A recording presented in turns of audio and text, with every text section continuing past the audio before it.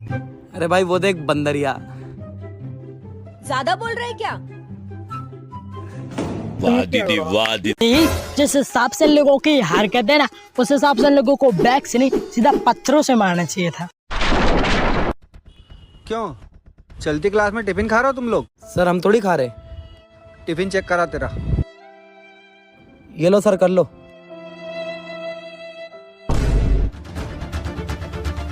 तेरा tiffin check करा। हाँ सर, ये लीजिए। अरे बाप भाई, मेरा तो मुंह निकल गया यार, इतनी लॉजिकल, इतनी बेहुदा ओवर एक्टिंग को देखकर। हमारा भाई, अगर तुम्हें वीडियो पसंद है तो हमेशा की तरह वीडियो को सब्सक्राइब एंड चैनल को लाइक कर देना। धन्यवाद।